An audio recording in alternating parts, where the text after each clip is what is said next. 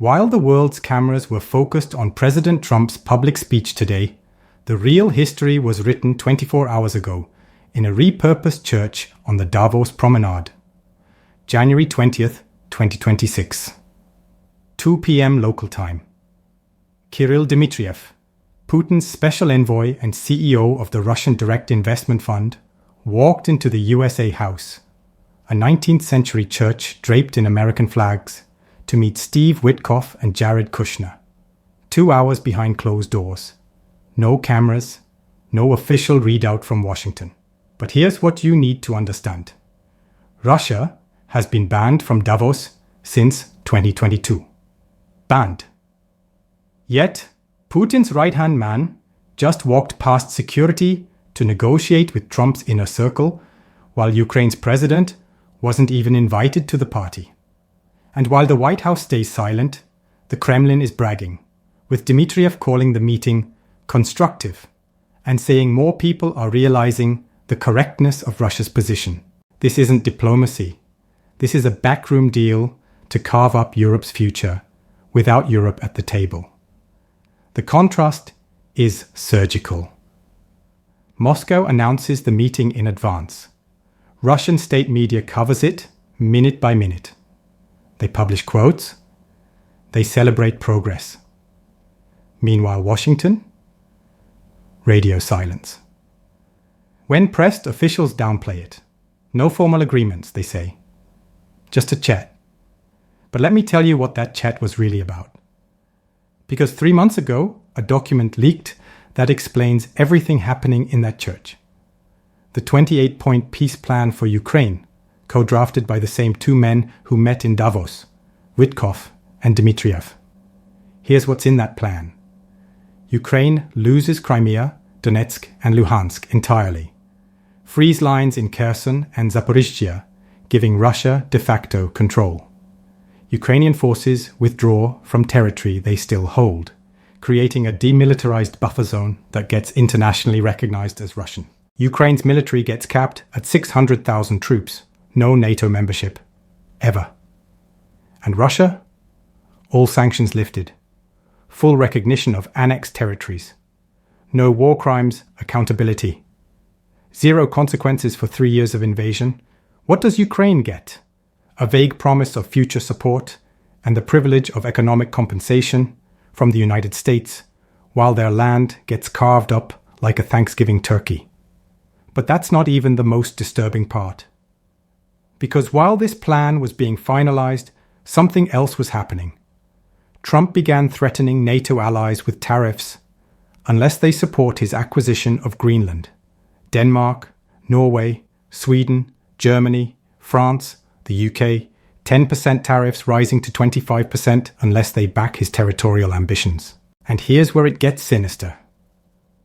Russia didn't condemn Trump's aggression against a NATO ally. They cheered.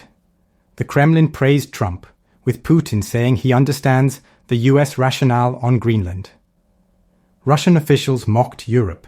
State media celebrated. Why? Because Trump just validated Putin's entire worldview. If America can seize Greenland from Denmark in the name of national security, then Putin seizing Ukraine is justified by the same logic, spheres of influence. Great powers taking what they want from smaller neighbors. This isn't speculation. It's the exact framework Putin has used since 2014. And now, an American president is legitimizing it on the global stage. Right before walking into that church meeting, Dmitriev was already declaring victory.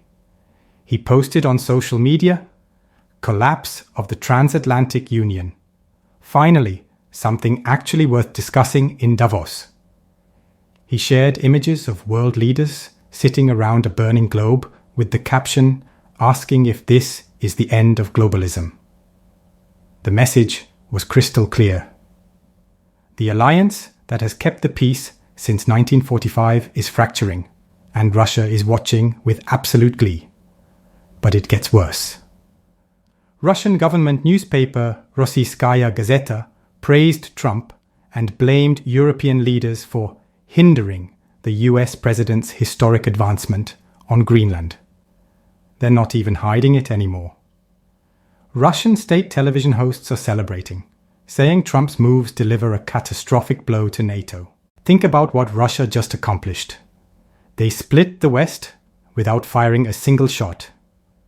They got Trump's team negotiating directly with them while threatening America's own allies.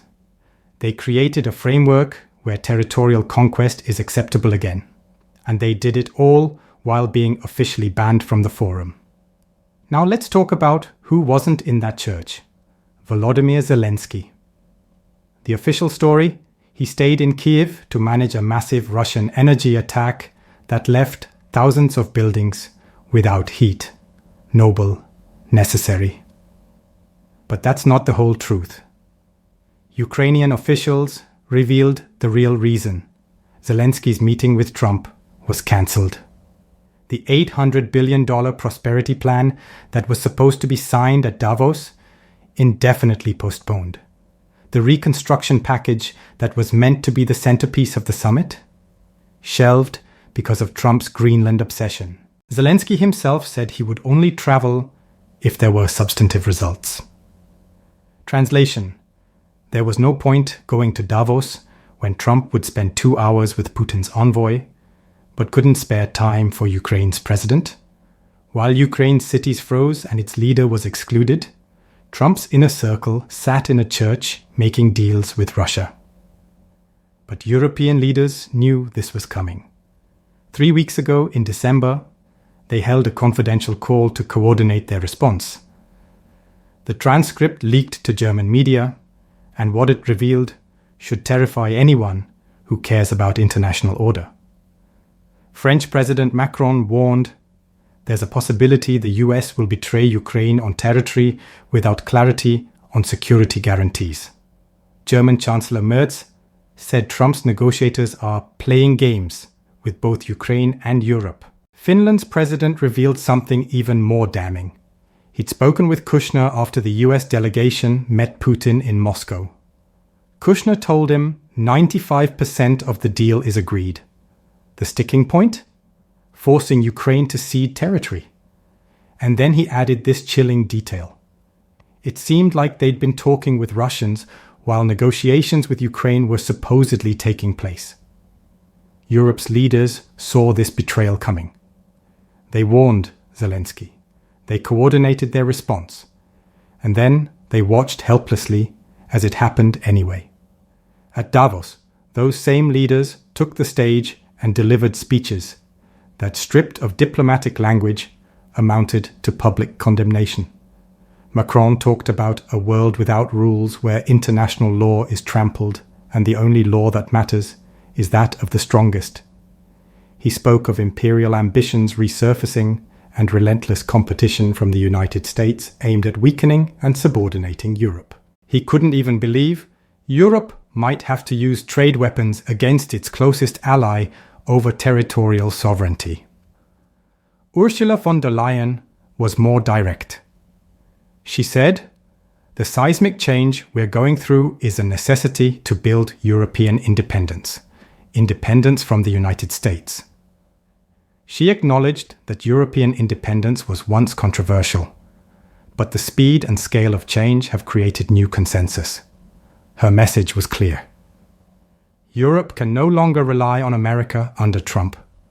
Belgium's Prime Minister went furthest. He said Trump is crossing too many red lines, that Europe risks losing its dignity if it buckles, that they either stand together or the era ends. He even quoted Italian Marxist philosopher Antonio Gramsci, saying, "When the old is dying and the new isn't yet born, you live in a time of monsters." It's up to Trump to decide if he wants to be a monster. But here's the brutal irony. While European leaders delivered passionate speeches about sovereignty and dignity, their own business elites were criticizing them. Senior bankers told reporters European leaders were too emotional, too offended by Trump's style to negotiate pragmatically. That Europe is paralyzed by outrage, unable to move together. Finland's president warned that Greenland would suck all the oxygen out of Davos, sidelining Ukraine entirely. He was right. Ukrainian officials confirmed that Greenland developments overshadowed Ukraine topics. The $800 billion plan, cancelled. The signing ceremony, never scheduled. The coordinated strategy, derailed by tariff threats over an Arctic island. Meanwhile, Russia's envoy spent 2 hours in a church with Trump's inner circle and walked out calling it very positive. Let's be clear about what happened this week. The transatlantic alliance that has underpinned global security since World War II fractured in plain sight. Trump publicly threatened NATO allies and privately courted Putin's envoy. Ukraine was left in the cold, literally and diplomatically. Zelensky stayed home as missiles destroyed his country's infrastructure. European leaders delivered speeches, then watched Washington ignore them. And Russia, officially banned from the forum, dominated the entire agenda anyway. The winners and losers are already clear. Russia won. They got Trump's team at the table, European unity in chaos, and a peace plan legitimizing conquest. Europe lost, humiliated, sidelined, forced to contemplate a future without American guarantees. Ukraine lost, its president excluded, its reconstruction plan shelved, its future bargained away in a church it never entered. And Trump? He's preparing to reshape the world order with Putin's blessing. Here's what you need to understand. This isn't about one meeting in one church. This is about a fundamental rewiring of how power works in the world. For 70 years, the rules were clear. Borders are sacred. Territorial conquest is unacceptable. Alliances matter. Those rules kept the peace. But in Davos this week, those rules died. Replaced by something older and darker. Spheres of influence, great power competition, the strong taking from the weak, and the most powerful nation on earth, validating it all by threatening to seize territory from its own ally. Russia didn't need to win a war. They just needed America to abandon the principles that made the Western alliance possible. And in a church on the Davos Promenade, over 2 hours of closed-door talks, they got exactly that. The only question left is this. Was this a diplomatic masterstroke? Or the first day of the post-American Europe? Was this a betrayal? Or was it the plan all along? The mainstream media won't ask these questions. They're too busy covering Trump's public speeches and diplomatic pageantry. But you deserve to know what's really happening. You deserve to understand how the world is being reshaped while cameras point the wrong direction. This is the geopolitical truth they don't want you to see. The leaked meetings, the backroom deals, the collapse of alliances that have kept the peace for generations. Subscribe to this channel, because we're not stopping here. There are more leaks coming, more documents, more evidence of what's really happening behind closed doors while the world watches theatre. The Shadow Summit at Davos was just the beginning. And I'll be here to decode every chapter of what comes next, because someone has to tell the truth, even when it's terrifying.